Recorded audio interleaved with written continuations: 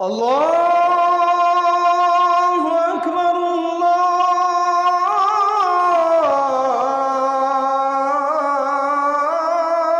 আল্লাহু আকবার।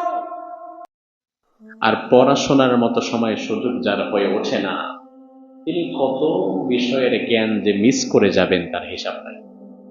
কারণ আপনি যত বেশি পড়বেন, জানবেন, তত বেশি জ্ঞান বৃদ্ধি হবে, মানুষের সামনে কথা বলতে পারবে না। তো এক কথা বারবার ঘোরায় ঘোরায় বলতে হবে। এই জন্য আজকের জুমার খুতবা বক্তা হিসাবে মোহাম্মদুর রাসূলুল্লাহ কেমন ছিলেন, খতিব হিসাবে তিনি কেমন ছিলেন, মসজিদে নববীর ইমাম হিসাবে তিনি কেমন ছিলেন, এই আলোচনাটি আপনাদের জন্য যতটা প্রয়োজন, এর চেয়ে অনেক বেশি প্রয়োজন যারা নিজেরা কথা বলে, যারা নিজেরা ইমাম, খতিব অথবা বক্তা, তাদের জন্য আরো বেশি প্রয়োজন, ঠিক কিনা? সবার জানা দরকার। তার কারণ দিন শেষে আমাদের উস্তাজ, আমরা যার থেকে শিক্ষা গ্রহণ করব, তিনি মুহাম্মদ সাল্লাল্লাহু আলাইহি ওয়াসাল্লাম। এই যে মিম্বার, এদিকে তাকান, এই যে মিম্বার, প্রতিটি মসজিদে এমন একটা মিম্বার আছে না? হয়তো ইটের, নয়তো কাঠের আছে। রাসূল যখন মদিনাতে হিজরত করে গেলেন, আন্নান নবী আলাইহিস সালাম ইয়াকুমু ইয়াউমাল জুমআহ ইলা শাজারাতিন আও ইলা জিদআইন, তখনও মিম্বারটা আসে নাই, মিম্বার হয় নাই। তখন রাসূল একটা গাছের সাথে অথবা খেজুর গাছের গুড়ির সাথে হেলান দিয়ে তিনি খুতবা দিতেন। একজন সাহাবী এসে বললেন, ইয়া রাসূলুল্লাহ, আলা নাজআলু লাকা মিনবারা, আপনার জন্য এমন একটা মিম্বার বানালে কেমন হয়, যেখানে বসে আপনি খুতবা দিলেন, যেখানে দাঁড়িয়ে খুতবা দিতে পারলেন, কেমন হয়? রাসূল বললেন, ইন শি'তুম ফাআলতুম, যদি চাও করতে পারো, সমস্যা নাই। পরবর্তীতে সাহাবায়ে কেরাম তিনটি ধাপ বিশিষ্ট একটা মিম্বার মসজিদে নববীতে রাসূলকে বানিয়ে দিলেন। ওই মিম্বার থেকে পরবর্তীতে খুতবা দিয়েছেন মুহাম্মদ সাল্লাল্লাহু আলাইহি ওয়াসাল্লাম। এবার আসেন আমরা জেনে নিব যে রাসূলের বক্তব্যের ভাষাটা কেমন ছিল। আমাদের মধ্যে আমরা যারা কথা বলি, এক একজনের এক এক রকমের ভাষা। কেউ আঞ্চলিক ভাষা, কেউ বিশুদ্ধ ভাষা, কেউ স্পষ্ট, কেউ অস্পষ্ট, কেউ তাড়াতাড়ি, কেউ স্লো, কেউ মাঝারি গতি। এক একজনের কথা বলার ধরন এক এক রকম। তাহলে রাসূলের কথা বলার ধরনটা কেমন ছিল? রাসূলের যেই কথায় সাহাবায়ে কেরাম চাতক পাখির ন্যায় তাকিয়ে থাকতেন, তিনার কথা বলার ধরনটা কেমন ছিল? উম্মুল মুমিনিন আয়েশা সিদ্দিকা রাদিয়াল্লাহু আনহা বলেন, মা কানা রাসূলুল্লাহ সাল্লাল্লাহু আলাইহি ওয়াসাল্লাম ইয়াসরুদু সারদাকুম হাযা, রাসূল যখন কথা বলতেন, মা আয়েশা সিদ্দিকা সাহাবীদেরকে বলেন, সাহাবীরা শোনো, রাসূল যখন কথা বলতেন, তোমরা অনেকে কিন্তু একটু তাড়াতাড়ি কথা বলো, তাড়াহুড়ো করে কথা বলো, তাড়াতাড়ি কথা বলতে গিয়ে জিহ্বা আটকে যায়। এভাবে তাড়াহুড়ো করে রাসূল কখনো কথা বলতেন না। রাসূল কথা বলতেন ধীরস্থির ভাবে, আবার এত ধীরস্থির না যে একটা শোনার পরে আরেকটা অনেক দেরি হচ্ছে। অর্থাৎ এত ধীরস্থিরও না, আবার একদম তাড়াতাড়িও না, মাঝারি গতিতে তিনি কথা বলতেন। ওয়ালাকিন্নাহু কানা ইয়াতাকাল্লামু বিকালামিন বাইয়িনিন ফাসলিন, একটি শব্দ থেকে আরেকটি শব্দকে পৃথক করা যেত, তিনি এমন ভাবে কথা বলতেন। এবং সব সময় তিনি পরিমিত কথা বলতেন। কতটুকু? কেমন? পরিমিত। শব্দটা বলেন কেমন? পরিমিত। পরিমিত মানে বোঝেন না? অনেক লম্বা চড়া না। আমরা কোথাও বক্তব্য দিতে গেলে আমাদেরকে বলে দেয়, হুজুর 2 ঘন্টা চালাইতে হবে। এখন 2 ঘন্টা কথা বলাটা আসলেও একজন বক্তার জন্য কষ্ট আছে না নাই? এখন আপনি যখন তার 2 ঘন্টার টার্গেট দিয়ে দিচ্ছেন, সে আধা ঘন্টা খুতবা পড়াবে, আধা ঘন্টা জিকির করাবে, আধা ঘন্টা ইয়া নবী সাল্লি আল্লাহ টান দিবে, আর আধা ঘন্টা ওয়াজ করবে। 1.5 ঘন্টা ফাউ, আধা ঘন্টা পেয়েছেন ওয়াজ। এখন আপনি বলে দেন কেন হুজুর 1.5 ঘন্টা 2 ঘন্টা, বরং আপনি বলবেন যে হুজুর এই বিষয়ে কথা বলবেন। এখন কতটুকু বলবেন সেটা আপনার বিষয়।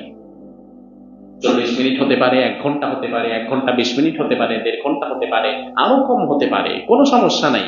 বিষয়টা যেন ঠিক থাকে, কোরআন হাদিস অনুযায়ী হয়। কিন্তু আমরা যখন বক্তাকে টার্গেট দিয়ে দেই 2 ঘন্টা কথা বলবেন, তখন বক্তা কথা বলতে বলতে কথা বাড়াতে বাড়াতে বাড়াতে কথার নাম লতা, যত বলে তত পেঁচায়, পেঁচাতে পেঁচাতে 2 ঘন্টার বক্তব্য দিতে গিয়ে অনেক বেফাস শব্দ মুখ থেকে বের হয়ে যায়, যে শব্দ নিয়ে পরবর্তীতে বিতর্ক সৃষ্টি হয়ে যায়। কথা কি বুঝেন? তো আপনি একজন মানুষকে কেন টার্গেট দেন 2 ঘন্টা কথা বলবেন? 2 ঘন্টা আপনি কথা বলেন, তা আবার স্বাভাবিকভাবে কথা না তো, যে কথায় সুর থাকবে, হুঙ্কার থাকবে, লয় থাকবে, ক্ষয় থাকবে, তাল থাকবে, ওঠানামা থাকবে। তো এভাবে করে আমরা যেই ওয়াজের সিলসিলা চালু করেছি, মুহাম্মদুর রাসূলুল্লাহর ওয়াজের পদ্ধতি এটা ছিল না। তিনি পরিমিত কথা বলতেন, কথা কম অর্থ বেশি, অল্প কথায় অধিক অর্থ বুঝিয়ে দিতেন। এখন কথা যিনি যত বলে তার কথায় ভুল হওয়ার সম্ভাবনা তত কম না তত বেশি? বেশি। আমাদের একজন ভাই, তিনি সাংবাদিকদের সামনে একটা বিষয় প্রসঙ্গক্রমে বোঝাতে গিয়ে বলেছেন যে নবী শব্দের অর্থ বার্তাবাহক, এই অর্থে তিনি সাংবাদিক ছিলেন। এমন একটা কথা মুফতি আমির হামজা ভাই বোঝাতে গিয়ে বলে ফেলেছেন। এখন বিষয় হচ্ছে, এই কথা বলা তার কতটুকু উচিত হয়েছে বা উচিত হয় নাই সেটা পরের বিষয়। প্রথম বিষয় হচ্ছে, দিন শেষে তিনি একজন আলেম, আর বেচারার কথা বলতে হয় অনেক বেশি। তিনি বারবার বলেন আমি অসুস্থ, এরপরও মানুষ তারে জোর করে কথা বলায়। এখন বিষয় হচ্ছে ভাই, নবী সাল্লাল্লাহু আলাইহি ওয়াসাল্লামের বিষয়ে শব্দ চয়ন করতে সাবধানতা অবলম্বন করার দরকার আছে না নাই? সব শব্দ সব সময় সব জায়গায় চয়ন করা, ব্যবহার করা যায় না। নবী সাল্লাল্লাহু আলাইহি ওয়াসাল্লাম তো হাদিসে মুসনাদ আহমদের হাদিস, কানা রাসূলুল্লাহ সাল্লাল্লাহু আলাইহি ওয়াসাল্লাম ইয়াহিতু সাওবাহু ওয়া ইয়াকসিফু না'লাহু। মুসনাদ আহমদের হাদিস, নবীজি অধিকাংশ সময় নিজের জামাটা নিজে সেলাই করে পরতেন। এজন্য কি আপনি নবীজিকে দর্জি বলতে পারবেন? এবং নবীজি অধিকাংশ সময় নিজের ছেঁড়া জোড়া নিজে সেলাই করে নিজে মেরামত করে নিতেন। এজন্য কি মুচি বলতে পারবেন? তার মানে দুনিয়ার জাগতিক অন্য কোন পেশার সাথে রাসূল সাল্লাল্লাহু আলাইহি ওয়াসাল্লামকে মেলানো ঠিক হবে না, ঠিক হবে না। এখন যেই আলেম এই শব্দ চয়ন করেছেন, আপনি যেই মতেরই হন না কেন ভাই, অন্তত এতটুকু আপনার ঘাটে বুদ্ধি থাকা দরকার, তিনি ইচ্ছাকৃতভাবে রাসূলকে খাটো করতে এই শব্দ ব্যবহার করতে চান নাই, হয়তো বাই মিস্টেক কথার মধ্য দিয়ে শব্দ একটা বের হয়ে গেছে। এখন আমাদের সমস্যা হচ্ছে, নিজ দলের আলেম যদি হাজারো ভুল কথা বলে ওই কথা আমরা ধরি না, আর ভিন্ন মতের কোন আলেম একটু এদিক সেদিক হলে ওই তিলকে আমরা তাল বানায় ছেড়ে দেই। এটা কেন ভাই? হ্যাঁ, কেউ যদি ভুল করে তাহলে ভুল সংশোধনেরও একটা সুন্দর পদ্ধতি আছে না? মসজিদে নববীতে পেশাব করেছে এক ব্যক্তি, সাহাবায়ে কেরাম তাকে মারতে গিয়েছেন। আল্লাহর হাবিব বললেন তাকে মেরো না, ওই ব্যক্তিকে আমার কাছে নিয়ে আসো। সাহাবায়ে কেরাম তাকে ধরে রাসূলের কাছে আনলেন। আল্লাহর হাবিব বললেন তুমি জানো নাকি এটা কোন জায়গা? বলে না জানি না। পেশাব করেছো? জি করছি। বিশ্বনবী বললেন শোনো, ইন্না হাযাল মসজিদ, এটা হচ্ছে মসজিদ, আল্লাহর ঘর, এখানে আমরা ইবাদত করি, এই জায়গাটা আমরা নোংরা করি না। আগামীতে কখনো আমাদের ইবাদতের জায়গায় আর পেশাব করে দিও না। এভাবে করে রাসূল তাকে সুন্দর ভাষায় ডেকে বোঝালেন। অন্য সাহাবীদেরকে বললেন তোমরা এক বালতি পানি ঢেলে পরিষ্কার করে দাও। সাহাবীরা পরিষ্কার করে দিলেন, রাসূল তাকে এতটুকু সুন্দর কথা বলে বুঝিয়ে দিলেন। এভাবে রাসূলের বোঝানোর পরে এবার ওই ব্যক্তি আল্লাহর দরবারে দোয়া করে বলে, আল্লাহ, আল্লাহুম্মা রহামনি ওয়া মুহাম্মাদান ওয়া লা তারহাম মানা আহাদান। আমার উপরে রহম করো, মুহাম্মাদের উপর রহম করো, আর আমারে যেগুলা মারতে আসছিল এইগুলার উপরে রহম কইরো না। বুঝছেন? ওই লোক তো মূর্খ মানুষ, সে বলতেছে আল্লাহ, এই যে সাহাবীরা আমারে মারতে আসছে, আজকে রাসূল না থাকলে আমারে মেরেই ফেলতো, এজন্য রাসূল যেহেতু আমারে বাঁচাইছে মায়ের হাত থেকে, আমার উপরে রহম করো আর রাসূলের উপরে রহম করো, আর যারা আমারে মারতে আসছিল তাদের উপরে কিন্তু রহম করো না। দেখেন, লোকটা মূর্খ, সে তার দোয়াতে সাহাবীদেরকে বাদ দিয়ে ফেলছে, কিন্তু সে যে রাসূল ইসলাম গ্রহণ না করার পরেও সে যে রাসূলের জন্য রহমতের দোয়া করেছে, এটার কারণ হচ্ছে রাসূল তাকে উত্তম ভাবে বুঝিয়েছিলেন, খারাপ ভাবে না। এজন্য আমরা যারা খতিব বক্তা, আমাদের সাবধান হওয়া দরকার। অতিরিক্ত কথা বলা অনুচিত, অতিরিক্ত কথা বলা, দীর্ঘ সময় কথা বলা অনুচিত। কারণ রাসূলের বিষয়ে হাদিসে মা আয়েশা বলেন, তিনি পরিমিত কথা বলতেন, শব্দ চয়ন স্পষ্ট করে করতেন, পরিমিত কথা বলতেন। এখন আমরা যদি লম্বা চড়া বক্তব্য দিতে অভ্যস্ত হয়ে যাই, তাহলে সেখানে ভুল হওয়ার সম্ভাবনা কম না বেশি?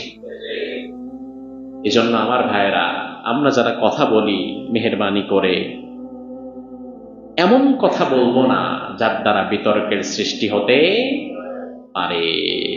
কারণ আল্লাহ বলছেন, ওয়ালা তাকফু মা লাইসা লাকা বিহি ইলম, যে বিষয়ে তোমার জ্ঞান নাই ওই বিষয়ে কথা বলার দরকারও নাই। ইন্নাস সামা ওয়াল বাসারা ওয়াল ফুআদা কুল্লু উলাইকা কানা আনহু মাসউলা, তোমার চোখ, তোমার কান, তোমার জবান সবকিছুকেই একদিন হিসাব দিতে হবে একজনের কাছে। তিনি কে? আল্লাহ তাআলা। এজন্য মা আয়েশা বলেন, রাসূল সবসময় পরিমিত কথা বলতেন। 2 নম্বর রাসূলের কথা বলার পদ্ধতি ছিল, কানা ইউহাদ্দিতু হাদিসান লাউ আদ্দাহু আ'আদু লা আহসাহু। সাহাবায়ে কেরাম বলেন, রাসূল যখন আমাদের সাথে খুতবা দিতেন, আমাদের সামনে কথা বলতেন, ওয়াজ করতেন, স্পষ্ট শব্দে কথা বলতেন, অস্পষ্ট শব্দে নয়। এতটা স্পষ্ট রাসূলের শব্দ ছিল, একটি শব্দ থেকে আরেকটি শব্দ আলাদা করা যেত। গণনাকারী যদি বসে গুনতে চাইতো যে রাসূল আজকে আমার সামনে কতগুলো কথা বলেছে, ওই গণনাকারী ব্যক্তি প্রতিটি শব্দ আলাদাভাবে গুনে নিতে পারত। সুবহানাল্লাহ বলবেন না? দেখেন কত সুন্দর করে রাসূল কথা বলতেন। সাহাবায়ে কেরামের পরে বলেন, এই হচ্ছে রাসূল সাল্লাল্লাহু আলাইহি ওয়াসাল্লামের কথা বলার ধরন ছিল। আবার রাসূল যখন কোন গুরুত্বপূর্ণ কথা বোঝাতে চাইতেন, তখন ওই কথাকে রাসূল 3 বার উচ্চারণ করতেন। ইযা তাকাল্লামান নবী কালিমাতিন আদাহা সালাসান হাত্তা তুফহামু আনহু। আমাদের রাজনৈতিক নেতারা দেখবেন বক্তব্য দেওয়ার সময় বলে, আগামীতে নির্বাচন দিতেই হবে, দিতেই হবে, দিতেই হবে। এমন একটা কথাকে শেষে দেখবেন ঝাড়ি একটা দিয়া 3 বার বলে। এমন শোনেন নাই? এই সিস্টেমটার আবিষ্কারক তো মুহাম্মদ সাল্লাল্লাহু আলাইহি ওয়াসাল্লাম। সাহাবায়ে কেরাম বলেন, রাসূল যখন আমাদের সামনে কোনো একটা বিষয় গুরুত্ব দিয়ে বোঝাতে চাইতেন, ওই বিষয়টা তিনি আদাহা সালাতান, একে একে আমাদেরকে 3 বার বলতেন। কয়বার? তাই আজকে আমরা যারা কথা বলি, আমাদের এই কথা বলার পদ্ধতির আবিষ্কারক মুহাম্মদ সাল্লাল্লাহু আলাইহি ওয়াসাল্লাম। কতটা চমৎকার বিষয়।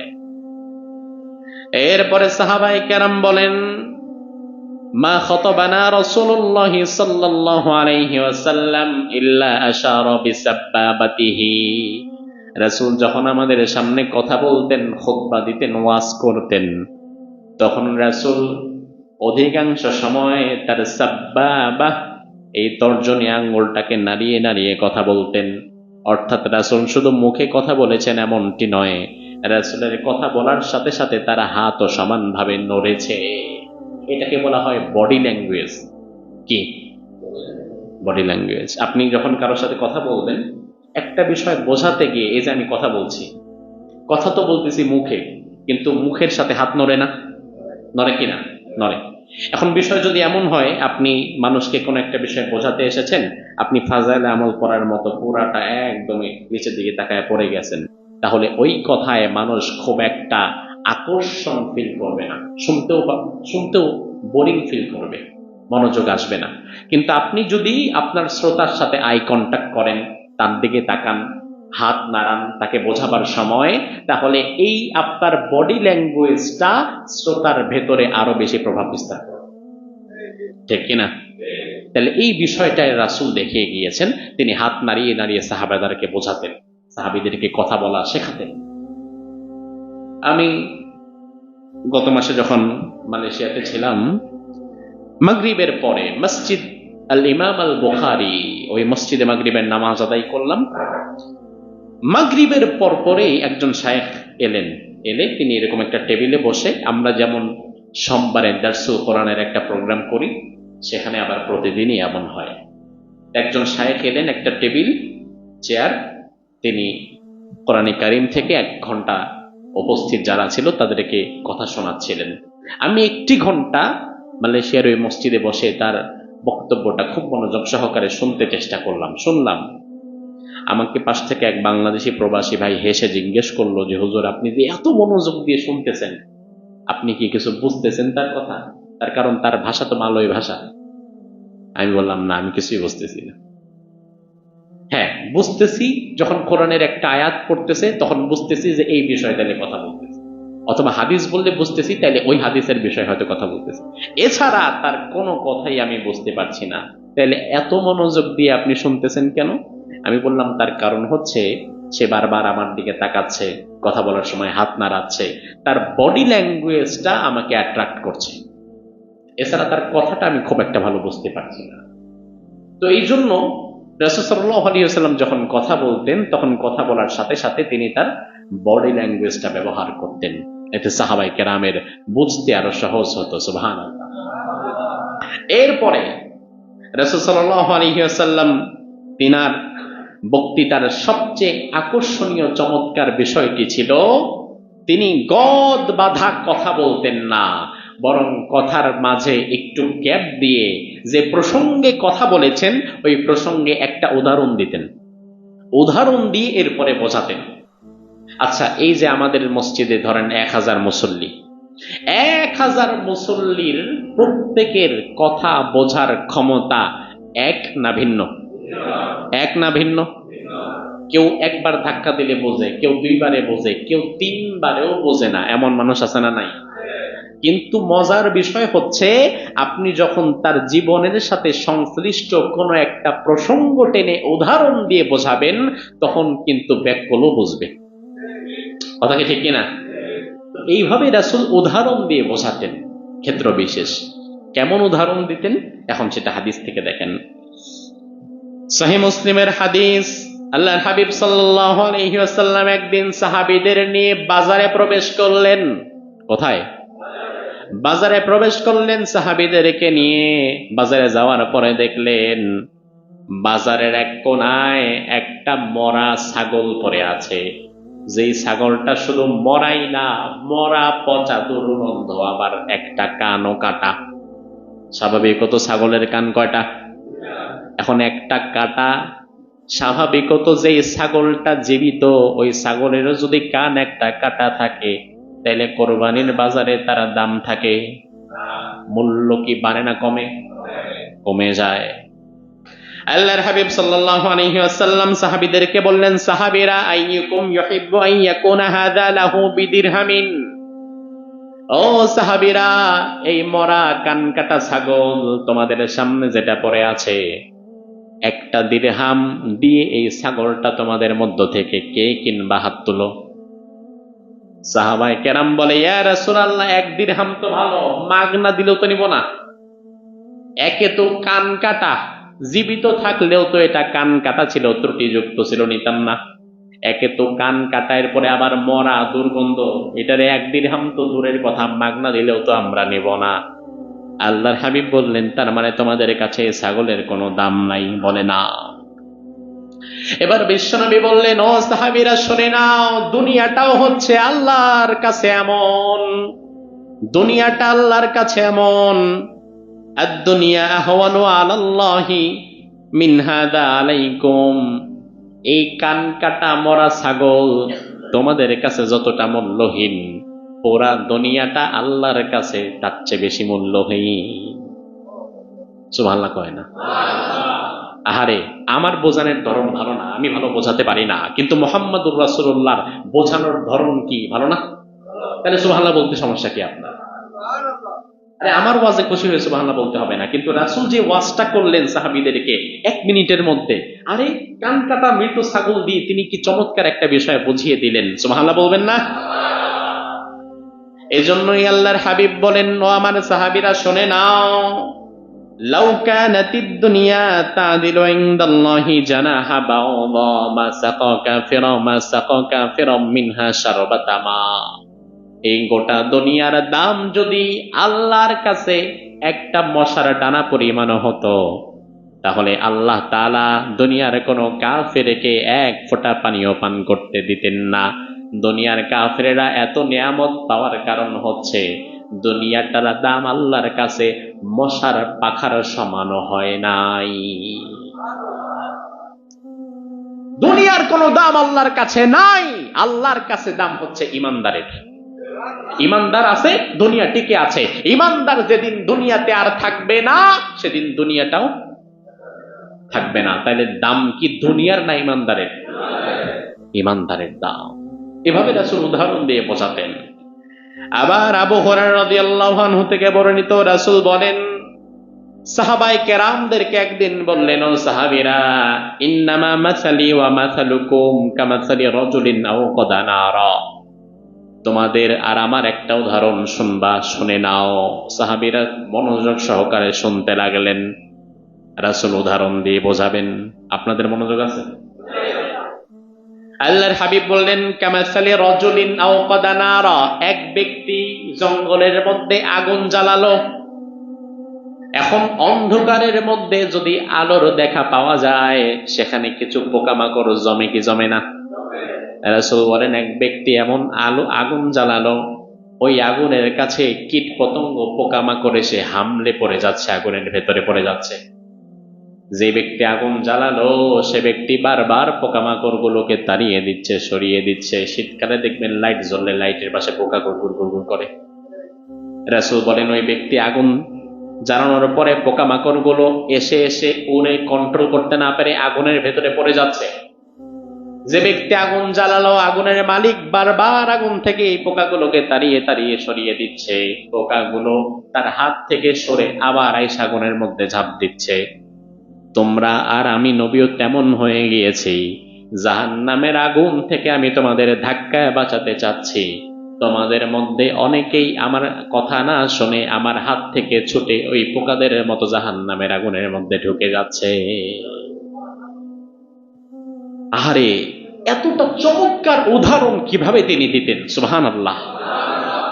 কত চমৎকার ভাবে তিনি সাহাবায়ে কেরামদেরকে বোঝাতেন। তাহলে আমরা যারা খতিব, আমরা যারা বক্তা, আমরা যারা আলোচনা করে মানুষদেরকে বোঝাতে চেষ্টা করি, আমাদেরও ওই উদাহরণগুলো দিয়ে বোঝাবার দরকার আছে না নাই? তাহলে মানুষ সহজে বুঝে যাবে, সহজে বুঝবে।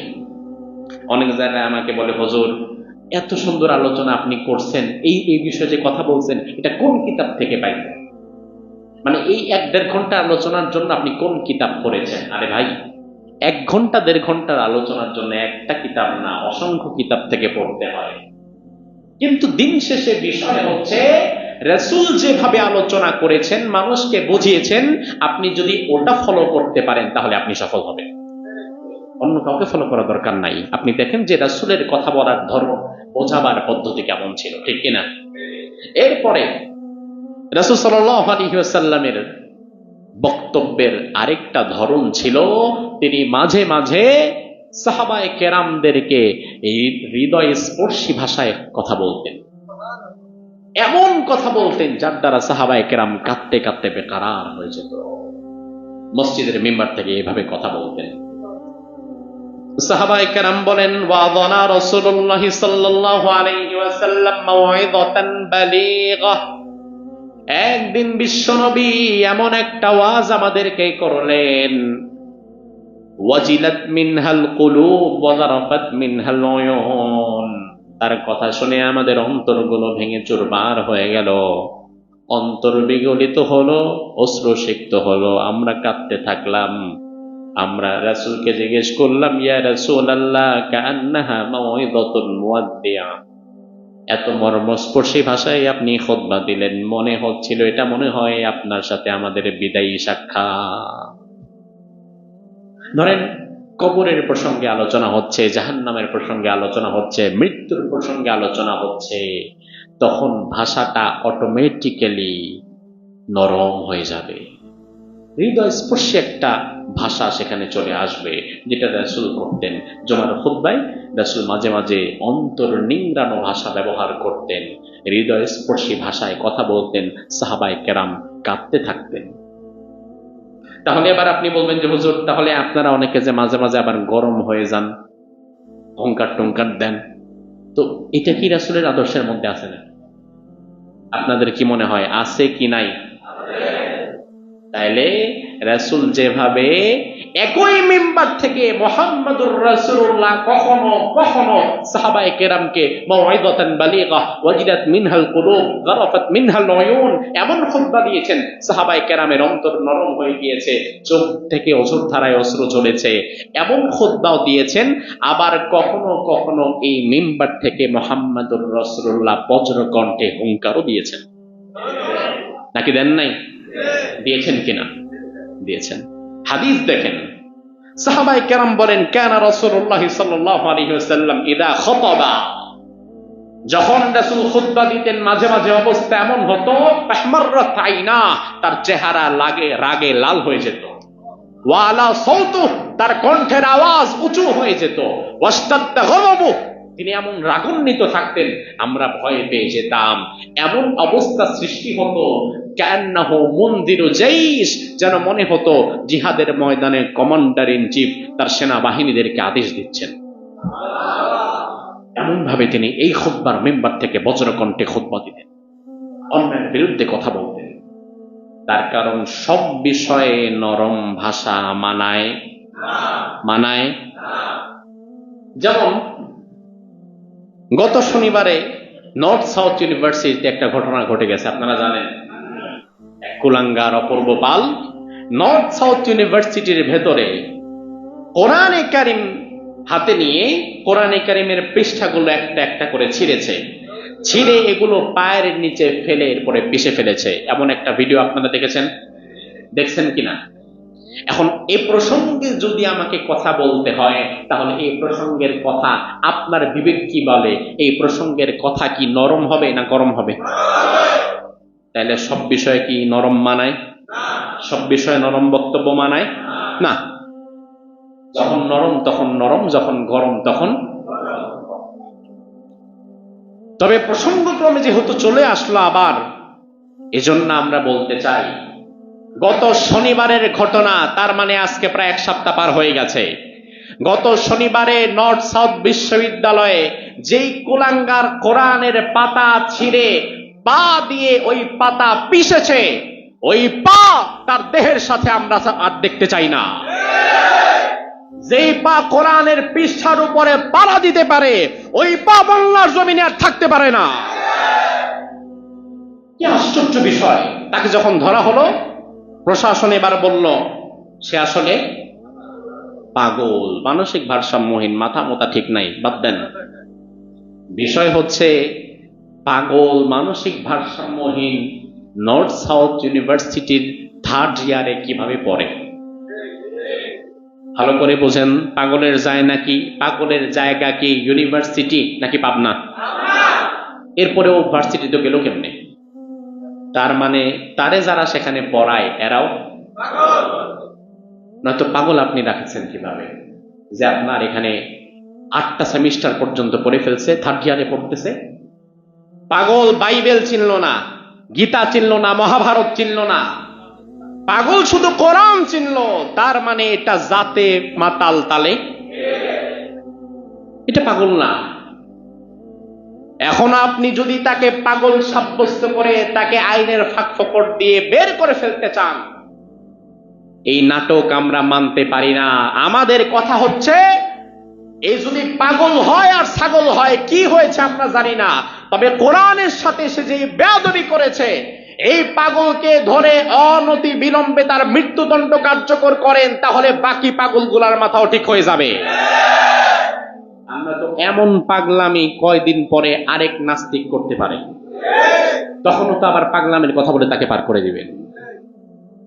এজন্য এই সমস্ত অপরাধের বিচার আপনার দেশীয় আইনে করা যাবে না, কারণ এখনো তো আপনার দেশের বিচার বিভাগ চলে ব্রিটিশের রেখে যাওয়া ফর্মুলায়, আর ব্রিটিশ তো কোরআন অবমাননার জন্য মৃত্যুদণ্ড দিবে না, ব্রিটিশ তো ধর্ম অবমাননার জন্য মৃত্যুদণ্ড দিবে না। এজন্য ইমাম মালিক রাহিমাহুল্লাহ তিনি বলেন, কোন ব্যক্তি যদি কোন মুসলিম দেশে ইসলামের কোন অনুষঙ্গকে অপমান করে, ফায়ুকতালু মুসলিমান কানা ও কাফেরা, সে মুসলমান হোক অথবা অমুসলিম হোক, যে কোনো ধর্মের হোক না কেন, ইসলামের মূল অনুষঙ্গগুলো সে যদি অপমান করে, অন্য কোনো বিচার না, তার একটাই বিচার, তাকে মৃত্যুদণ্ড দিতে হবে, অন্য কোনো বিচার না। এখন এই বিচার ব্যবস্থা ততদিন কায়েম করতে পারবেন না যতদিন না রাষ্ট্রীয়ভাবে বিচার ব্যবস্থাকে ইসলামের আদলে সাজানো যায়। কারণ আপনার দেশ এই বিচার ব্যবস্থা জীবনে কোনোদিন তারে এই শাস্তি দিবে না, কোনোদিন দিবে না, কিন্তু আল্লাহর বিধানে এই শাস্তি আছে না নাই? এখন প্রশ্ন আপনার কাছে, আপনি কোন বিচার চান? আল্লাহ বললেন, আফা হুকমাল জাহিলিয়াতি ইয়াবগুন ওয়া মান আহসানু মিনাল্লাহি হুকমান লিকাওমিন ইয়াকিনুন। তোমরা কি আমি আল্লাহর বিচার বাদ দিয়ে জাহিলি যুগের বিচারের দিকে ফিরে যেতে চাচ্ছ নাকি? অথচ আকাশ এবং জমিনে আল্লাহর চাইতে নেয় বিচারক আর কেউ হতে পারে না। আমি মনে করি বাংলাদেশে সব চাইতে বেশি কোরআন অবমাননা হয় সংসদের ভেতরে। আপনি বলবেন, হুজুর কিভাবে? আরে ভাই, শুধু কোরআন পৃষ্ঠা ছেড়ে পা লাগালে অপমাননা নয়, বরং সংসদে কোরআন তেলাওয়াত দিয়ে শুরু হয়। কোরআন তেলাওয়াত দিয়ে সংসদ শুরু হওয়ার পরে ওই কোরআনের আইনের বিরুদ্ধে আবার আইন পাশ করা হয়। এটাও তো কোরআনের সাথে একটা স্পষ্ট অবমাননার শামিল। এই অবমাননা তো বন্ধ করতে হবে, এটাও তো বন্ধ করা দরকার। এজন্য রাসূল কখনো কখনো খুতবায় নরম হতেন, কখনো আবার তিনি গরম হয়ে যেতেন। এরপরে রাসূল সাল্লাল্লাহু আলাইহি ওয়াসাল্লামের খুতবার আরেকটি চমৎকার ধরন হচ্ছে, কারণ নবী আলাইহিস সালাম ইয়াতাখাওয়ালুনা বিল মাউইযাতি ফিল আইয়াম কারাহাতিস সামাতি আলাইনা। সাহাবায়ে কেরাম বলেন, রাসূল আমাদেরকে একটানা গদ বাঁধা আলোচনা করতেন না, তিনি আমাদেরকে মাঝে মাঝে উপদেশ দিতেন। প্রতিদিন সকালে উপদেশ, দুপুরে উপদেশ, বিকালে, রাত্রে, যখন যেখানে দেখা হয় সেখানেই শুধু ওয়াজ করতেছে। বিষয়টা এমন না, তাহলে তো আমরা হয়তো বোরিং ফিল হয়ে যেতে পারি, কিন্তু তিনি আমাদেরকে গ্যাপ দিয়ে মাঝে মাঝে আলোচনা করতেন, যেন আমাদের মধ্যে কোনো বোরিংনেস কাজ না করে। সুবহানাল্লাহ। এরপরে রাসূল সাল্লাল্লাহু আলাইহি ওয়াসাল্লামের খুতবার ওয়াজের চমৎকার আরেকটি বিষয় ছিল, মুহাম্মদুর রাসূলুল্লাহ সবসময় তার শ্রোতাদেরকে সময় উপযোগী খুতবা দিতেন।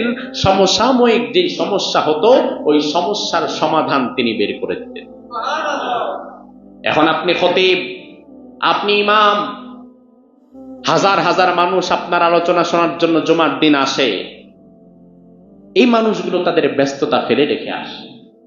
আপনি যদি গদ বাঁধা চোখ বন্ধ করে সারা বছর একই খুতবা দেন, 12 চাঁদের ফজিলত একটা হাতে নিয়ে ঘুরে ফিরে একই খুতবা বারবার দেন, মানুষকে যদি নতুনত্ব কিছু না দিতে পারেন, অথবা এখন একটা সমস্যা চলছে, আপনি দেখতে পাচ্ছেন যে আপনার সামনে সমস্যা হচ্ছে, ধরুন 2024-এ যখন কোটা বিরোধী আন্দোলন হলো, তখন উচিত ছিল সচেতন ইমাম খতিবদের যে কোরআন এবং হাদিস থেকে কোটা এই সমস্যা কি হতে পারে, এর সমাধান কি হতে পারে, এই পদ্ধতি সম্পর্কে ইসলাম কি বলে, এগুলো মানুষকে জানিয়ে দেওয়া।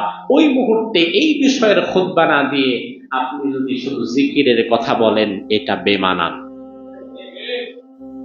কারণ রাসূল তিনার খুতবার ধরন ছিল, তিনি সমসাময়িক কথা বলতেন, এবং যখনই সাহাবায়ে কেরামদের মাঝে কোনো একটা বিষয়ের বিস্তর ঘটে যেত, কোন একটা বিষয় বারবার তিনি দেখতে পেতেন, এই বিষয়ের সমস্যা তুলে ধরে এই বিষয়ে তিনি খুতবা দিতেন। একজন খতিবের দায়িত্ব। যেমন হাদিস থেকে এবার দলিল নেন। জাবের বিন আব্দুল্লাহ রাদিয়াল্লাহু আনহু বলেন, আল্লাহর হাবিব একদিন বাহিরে বের হয়ে দেখলেন কিছু মানুষ ঝগড়াঝাটি করছে।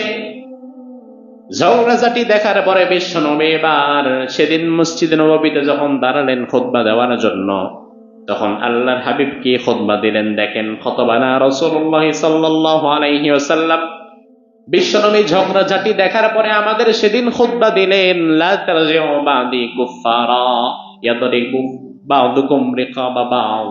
ও সাহাবীরা, আমার পরে তোমরা জাহিরি যুগের দিকে ফিরে যেও না, কুফরের দিকে ফিরে যেও না, একে অপরের ঘাড়ের মধ্যে মারবা, একে অপরের সাথে ঝগড়া ফাসাদ করবা, এমন দৃশ্যে আর তোমরা অবতরণ করো না।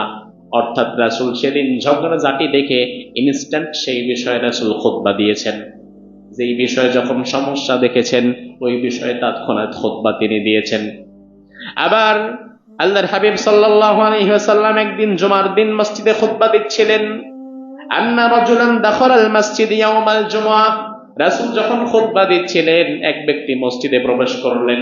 প্রবেশ করে বললেন, ইয়া রাসূলুল্লাহ, হালাকাতিল আমওয়াল ওয়া কাতাতিস সুবুল। আমাদের সম্পদগুলো নষ্ট হয়ে যাচ্ছে, ফসলগুলো নষ্ট হয়ে যাচ্ছে, আমাদের রাস্তাঘাটগুলো ফেটে চৌচির হয়ে যাচ্ছে, আমাদের বৃষ্টি বন্ধ হয়ে গেছে, আপনি একটু দোয়া করেন। সুম্মা রাফা ইয়াদাইহি ইলাস সামা। আল্লাহর হাবিব খুতবায় আরশের দিকে হাত তুললেন, তুলে বললেন, আল্লাহুম্মা গিসনা, আল্লাহুম্মা গিসনা, আল্লাহুম্মা গিসনা। এভাবে এই দোয়াটা রাসূল 3 বার করলেন। সাহাবায়ে কেরাম বলেন, আমরা তাকে অবাক হয়ে দেখলাম, বাহিরে প্রচন্ড রোদে থাকা যায় না। রাসূল যখনই মসজিদের মিম্বার থেকে বৃষ্টির জন্য দোয়া করলেন, আমরা নামাজ শেষ হওয়ার পরে ঘরে যখন গেলাম, আমরা ভিজতে ভিজতে সবাই ঘরে গেলাম। ইনস্ট্যান্ট যে বিষয়ে প্রশ্ন আসবে, যে সমস্যা দেখা দিবে, আমি যদি দেখি আমার মুসল্লিদের মধ্যে একটা সমস্যা ব্যাপক আকার ধারণ করেছে, ওই মুহূর্তে সবচেয়ে ইম্পর্টেন্ট হচ্ছে এই বিষয়ের সমাধান জুমার মিম্বার থেকে দিয়ে দেওয়া। এই বিষয়ে কোরআন কি বলে, হাদিস কি বলে, ইসলামের দৃষ্টিভঙ্গি কি, এটা মুসল্লিদেরকে জানিয়ে দেওয়ার দরকার আছে না নাই? এজন্য রাসূল তিনি সমসাময়িক খুতবা দিতেন। যে প্রশ্ন আসতো, যে প্রসঙ্গ আসতো, এই প্রসঙ্গ সমসাময়িক খুতবা দিয়ে এর সমাধান দিয়ে দিতেন। সুবহানাল্লাহ। এরপরে জুমার মিম্বার থেকে রাসূল সাল্লাল্লাহু আলাইহি ওয়াসাল্লাম জিকিরের ওয়াজ যেমন করেছেন, নামাজের ওয়াজ যেমন করেছেন, হজ যাকাতের ওয়াজ যেমন করেছেন, একই সাথে আমার অর্থনীতি, সমাজনীতি, রাজনীতি, যুদ্ধনীতি, বন্দিনীতি এই বিষয়ের কথাও বলেছেন না বলেন নাই? বলেছেন না বলেন নাই? এবার দলিল নেন। সাহাবায়ে কেরাম বলেন, আন আবি হুরায়রা রাদিয়াল্লাহু আনহু, আবু হুরায়রা থেকে বর্ণিত হাদিস, খতবানা রাসূলুল্লাহ সাল্লাল্লাহু আলাইহি ওয়াসাল্লাম ফাযাকারাল জিহাদ ওয়াল গাযওয়া। রাসূল আমাদের সামনে একদিন খুতবা দিচ্ছিলেন। সেই খুতবায় রাসূল যুদ্ধনীতি, জিহাদের নীতি, বন্দী নীতি, কূটনীতি, রাষ্ট্রীয় অনেক বিষয় সম্পর্কে আলোচনা করলেন। তার মানে রাসূলের জুমার খুতবায় মাঝে মাঝে রাজনৈতিক বিষয় আসতো না আসতো না? আসতো কি আসতো না? তাহলে এখন আপনি যদি আপনার প্রদীপ সাহেবকে বলে দেন, হুজুর রাজনীতির কোনো বিষয়ে বলবেন না, দেশে যা হচ্ছে হোক, ওইটা আপনার দেখার দরকার নাই, আপনি শুধু আসমানের উপরে আর জমিনের নিচের ওয়াজ করবেন, তাহলে এটা রাসূলের সুন্নাহ বিরোধী হবে। কারণ রাসূল এই বিষয়ে কথা বলেছেন। আমাকে যদি এই চেয়ারে বসান, এই বিষয়ে আমি কথা বলবো, কারণ এটা রাসূল বলেছেন। এখন আপনি যদি বলেন যে হুজুর এক কথা একটু আমাকে বলে দেন তো, যে আসলে রাসূলের খুতবার ধরনটা কেমন ছিল। অনেক হাদিস শুনলাম, অনেকগুলো প্রসঙ্গ এবং পয়েন্ট শুনলাম। আপনি যদি আমাকে বলেন যে হুজুর এক কথায় বলে দেন, এক কথায় জানতে চাই রাসূলের খুতবার ধরন কেমন ছিল, রাসূল কি কি বিষয়ে বক্তব্য দিতেন আর কি কি বিষয়ে তিনি বক্তব্য দিতেন না, তাহলে আল্লামা ইবনুল কাইয়িম রাহিমাহুল্লাহ তার বিখ্যাত গ্রন্থ জাদুল মাআদে উল্লেখ করেছেন, খুতবুহু কানাত তাতানাওয়ালু জামিআ শুরুনিদ দ্বীন ওয়াদ দুনিয়া। মুহাম্মদুর রাসূলুল্লাহর খুতবা এতটা চমৎকার কমপ্লিট ছিল, দ্বীন ও দুনিয়ার সব বিষয় মুহাম্মদুর রাসূলুল্লাহর খুতবার মধ্যে থাকতো। কোন একটা বিষয় নয়, আপনার জীবনের জন্য যতগুলো বিষয় দরকার রাসূলের খুতবার মধ্যে ততগুলো বিষয়ের সমাহার ছিল। সুবহানাল্লাহ। তাহলে মানুষের জীবনের যত দিক ও বিভাগ আছে, এই সব দিক ও বিভাগ নিয়ে কথা বলা দরকার আছে না নাই? সব দিক ও বিভাগ নিয়ে কথা বলা দরকার। বিষয় হচ্ছে আমাদের ইমাম সাহেব, খতিব সাহেব, এই মহান দায়িত্বে যারা আছে, আপনি মনে করবেন না যে এই দায়িত্বটা ছোট। আপনারা বলেন তো ভাই, একজন ইমাম সাহেবের দায়িত্ব কি ছোট না বড়? দায়িত্ব কি কম না বেশি? সম্মান কম না বেশি? বেতন কম না বেশি?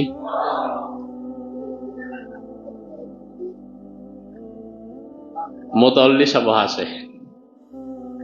আপনারা বলছেন দায়িত্ব বড়, সম্মানও বড়, তাহলে বেতন বেতন কম।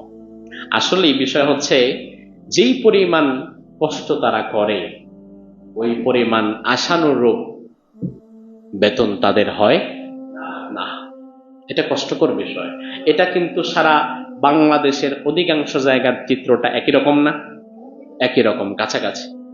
বিষয় হচ্ছে, আমাদের ইমাম, আমাদের খতিব সাহেব যারা আছেন, এই মহান দায়িত্বে আল্লাহ সুবহানাহু ওয়া তাআলা যাদেরকে বসিয়েছেন, আপনাকে মনে রাখতে হবে, আপনার চাইতে আপনার মসজিদে অধিক সম্পদশালী এমন মানুষ আছে না?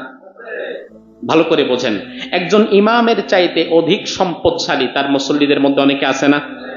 ইমামের চাইতে জ্ঞানে গুণেও বড় এমন মানুষ মুসল্লিদের মধ্যে আছে না নাই? তাহলে আপনার চেয়ে সম্পদে বড়, আপনার চেয়ে ক্ষমতায় বড়, আপনার চেয়ে জ্ঞানে গুণে বড় এমন ব্যক্তি আপনাকে সম্মান কেন করবে? কোনো কারণ নাই, একটি কারণ ছাড়া। ওই কারণটি হচ্ছে আপনার ব্যক্তিত্ব, আপনার পার্সোনালিটি। আপনার ব্যক্তিত্ব আলাদা করে দেবে আপনাকে। রাসূল সাল্লাল্লাহু আলাইহি ওয়াসাল্লামের ব্যক্তিত্ব কেমন ছিল? সাহাবায়ে কেরাম বলেন, ওয়ামা কুনতু আতিকু আন আমলা আইনি মিনহু ইজলালাল্লাহ। সাহাবী বলেন, রাসূলের ব্যক্তিত্ব এতটা ছিল, রাসূলের চেহারার দিকে ভালোভাবে তাকিয়ে কথাও বলতে পারতাম না, তেনার ব্যক্তিত্বের কারণে। সুবহানাল্লাহ বলবেন না? এখন আপনি ইমাম, আপনার ব্যক্তিত্ব বোধ থাকবে, আপনার দায়িত্ব বোধ থাকবে, আপনি গোটা জাতির ইমাম। আমি এমন ইমামও দেখেছি, চায়ের দোকানে বসে মুসল্লিদের সাথে চা খাচ্ছে। চা খাওয়াটা মুসল্লিদের সাথে চায়ের দোকানে বসে অপরাধ মোটেই নয়, কিন্তু আমি দেখলাম পাশের মুসল্লি বিড়ি খায়া বিড়ির ধোঁয়াটা ছাড়তেছে ইমাম সাহেবের মুখের উপরে। ইমাম সাহেব বিড়ি খোরের পাশে গলাগলি করে চা খাইছে। এমন দৃশ্য গ্রামে আছে না নাই? শহরেও অনেক জায়গায় আছে না নাই? আমি আমার মাদ্রাসার পাশেই দেখলাম, আমি অবাক হয়ে গেলাম। তিনি একটা কেন্দ্রীয় মসজিদের ইমাম খতিব, আবার চায়ের দোকানে টিভিতে সিনেমা চলতেছে, ওখানে মোটামুটি ইমাম সাহেব সবার সাথে বসে আছে। ইমাম সাহেব সিনেমা দেখতেছে এটা আমি বলবো না, অন্তত উনি তো ওই মজলিসে আছে। তিনি চা খাচ্ছে, তার পাশে তার মুসল্লি বিড়ি খায়, তার মুখের উপর বিড়ির ধোঁয়া ছাড়তেছে। এখন যে ইমাম তার বিড়িখোর মুসল্লির সাথে বসে থাকে, আর বিড়িখোর মুসল্লি বিড়ি খায় ইমামের মুখের উপর ধোঁয়া ছাড়তে পারে, ওই ইমামের আর যাই হোক অন্তত ব্যক্তিত্ব নাই, ব্যক্তিত্বহীন হয়ে গেছে। এখন ব্যক্তিত্বহীন যখন হবেন, তখন আপনি আপনার উপযুক্ত মর্যাদার জায়গা হারিয়ে ফেলবে। ব্যক্তিত্বহীন হওয়া যাবে না। রাসূল সাল্লাল্লাহু আলাইহি ওয়াসাল্লাম ব্যক্তিত্ব সম্পন্ন ছিলেন, পার্সোনালিটি সম্পন্ন ছিলেন। এজন্য রাসূল সাল্লাল্লাহু আলাইহি ওয়াসাল্লামের যে দিক ও বিভাগ আছে, তিনি যেভাবে খুতবা দিতেন, তিনার ব্যক্তিত্ব যেমন ছিল, তিনার আদর্শ যেমন ছিল, সেগুলো আমাদের জীবনে রপ্ত করার দরকার আছে না নাই? আছে। বিষয় হচ্ছে, আমাদের বাংলাদেশের মসজিদের ইমামদের দাম কম, কিন্তু পৃথিবীর অন্যান্য দেশে, বিশেষত মুসলিম কান্ট্রিগুলো তো ইমামের দাম বেশি না কম? দাম বেশি না কম? যারা আপনারা সৌদি আরবে গিয়েছেন তারা দেখেছেন, সৌদি আরবের এক একটা মসজিদের ইমামের সম্মান কি কোনো মন্ত্রীর চাইতে কম? মন্ত্রীর চাইতে কম? বেশি। আমি মালয়েশিয়াতে দেখে অবাক হলাম। মালয়েশিয়াতে আলহামদুলিল্লাহ অধিকাংশ মসজিদগুলোর, আমি তো সব মসজিদে যেতে পারি নাই, কথাও বলতে পারি নাই, যে কয়েকটা মসজিদে নামাজ পড়লাম, ইমামদের হালাত দেখলাম, তাদের অবস্থা দেখলাম, খুশি হলাম, দোয়া করলাম। তার কারণ আমার এক ভাই ভালো আছে, এটা নিয়ে হিংসা করা দরকার না, দোয়া করা দরকার। আমি দোয়া করলাম আলহামদুলিল্লাহ। আমি দেখলাম মালয়েশিয়াতে পর্যন্ত ইমামেরা সেখানে বিচারপতির মর্যাদা পায়। মালয়েশিয়াতেও ইমামেরা বিচারপতির মর্যাদা পায়, এতটা সম্মান পায়। এখন সেটা আমরা পাই না। তার অনেকগুলো কারণ, কিন্তু বিষয় হচ্ছে পরিশেষে ইমামকে নিজের ব্যক্তিত্ব ধরে রাখা লাগবে, তার চলনে বলনে, কথাবার্তায়, সব জায়গায়। ইমাম সাহেব চিন্তা করে, খতিব সাহেব চিন্তা করে, মসজিদের সেক্রেটারি যদি সুদখোর হয় তাহলে সুদের বিরুদ্ধে কথা বন্ধ করে দেয়, এমন ইমাম সাহেব আছে না নাই? মসজিদের সভাপতি ঘুষখোর হলে ঘুষের বিরুদ্ধে কথা বলা বন্ধ করে দেয়, সেক্রেটারি সুদখোর হলে সুদের বিরুদ্ধে কথা বলা বন্ধ করে দেয়, কেশিয়ার যদি সুদী ব্যাংকে চাকরি করে সেখানে কথা বলা বন্ধ করে দেয়। এরপরে ইমাম সাহেব চিন্তা করে আমার মসজিদে এতগুলো মুসল্লি আছে, রাজনৈতিক ভাবে কে কোন দল করে তা তো জানি না, জানার দরকারও নাই। এখন আমি যদি রাসূলের রাজনৈতিক দিকগুলো তুলে ধরি, ইসলামের রাজনৈতিক দিকগুলো তুলে ধরি, তাহলে আবার কান্নাকার গায়ে লাগবে, খারাপ লাগবে। এই চিন্তা থেকে সবার মন রক্ষার্থে উনি কোনোদিন মসজিদের মিম্বার থেকে রাসূলের রাজনৈতিক আদর্শের কথা বলেও নাই। এমন ইমাম আছে না নাই? সবাইরে খুশি করার দায়িত্ব আপনার দিয়েছে কে? মুহাম্মদুর রাসূলুল্লাহর উপরে দুনিয়ার সবাই খুশি ছিল না। যারা ঈমান এনেছে তারা মাত্র খুশি, আর যারা ঈমান আনে নাই তারা খুশি ছিল না। তারা তো রাসূলকে পেলে মেরে ফেলতে চাইতো। আপনি তো সেই নবীর উম্মত, আপনার কথা থাকবে আমি কোরআন হাদিস অনুযায়ী হক পথে চলবো, হক কথা বলবো, হক পথের পথিক যারা হবে তারা আমাকে ভালোবাসবে, আর হক পথের বাহিরে যারা থাকবে তারা আমাকে ভালোবাসবে না। এটাই স্বাভাবিক, এটাই স্বাভাবিক। কিন্তু আমরা যখন চিন্তা করলাম যে সবার মন রক্ষা করে আমাকে চলতে হবে, আপনি দেখবেন অধিকাংশ মসজিদে সবার মন রক্ষা করে যে ব্যক্তি চলতে চায় ওই ইমাম সাহেবকে পরবর্তীতে লাঞ্ছিত হয়ে বের হতে হয়। এটা আমি দেখেছি, অনেক জায়গায় দেখেছি। এই জন্য সবার মন রক্ষা করে চলতে চায় না, বরং একজনের মন রক্ষা করতে হবে, একজনের কথা মানতে হবে। তিনি কে? আল্লাহ সুবহানাহু ওয়া তাআলা। ইমামদের এই ব্যক্তিত্ব ধরে রাখতে হবে। সর্বোপরি কথা হচ্ছে, আমরা যারা খতিব, আমরা যারা ইমাম, বেতন যাই হোক, অর্থনৈতিক অবস্থা যাই হোক, প্রভাব প্রতিপত্তি যাই হোক, দিন শেষে আপনি ইমাম, আপনি খতিব, আপনার কাছে কিছুই নাই, অন্তত আপনার কাছে একটি জুমার মিম্বার আছে। এই জুমার মিম্বারের গুরুত্ব কম না বেশি? আমি তো মনে করি বর্তমান জুমার মিম্বার হতে পারে একজন ইমামের জন্য শ্রেষ্ঠ একটা মিডিয়া।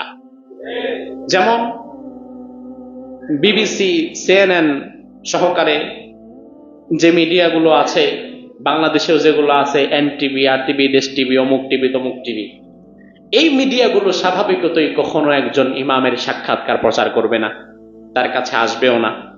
কিন্তু মজার বিষয় হচ্ছে, একজন ইমাম, একজন খতিব যিনি হন, বাংলাদেশের যে 4,05,00,000 মসজিদ, প্রতিটি মসজিদে প্রতি জুমায় কোটি কোটি মানুষ উপস্থিত হয়।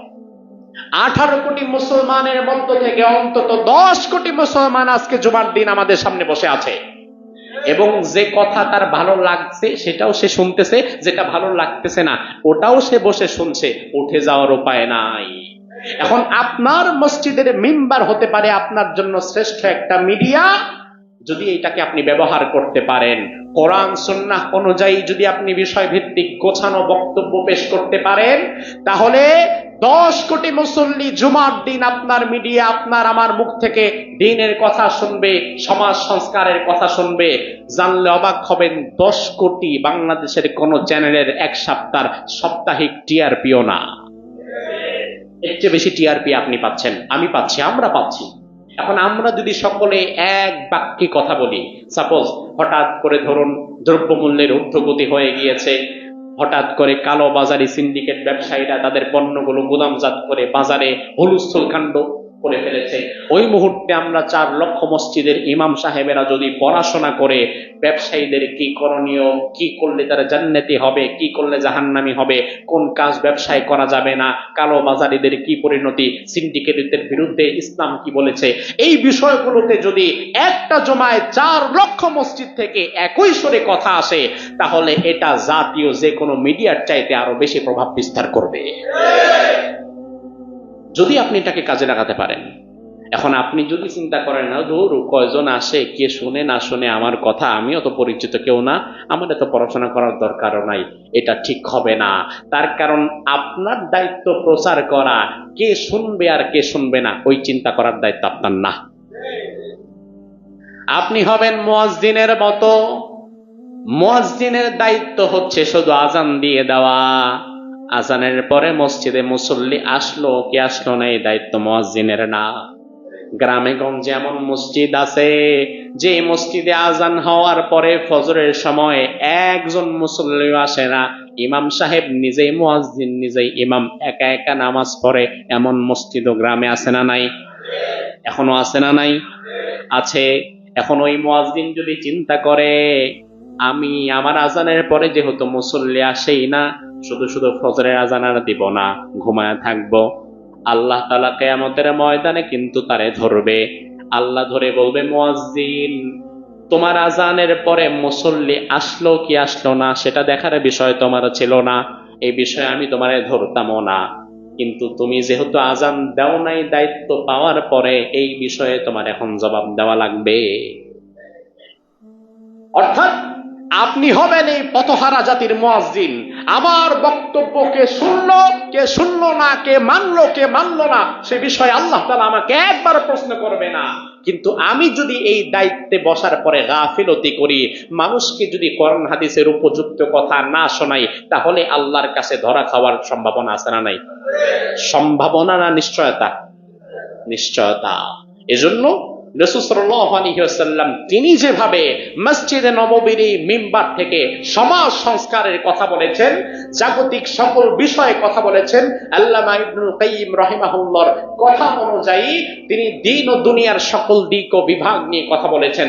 আমরা যারা এই দায়িত্বে আছি, আমাদেরও প্রতিটি সেক্টর নিয়ে কথা বলা দরকার, ঠিক কি না?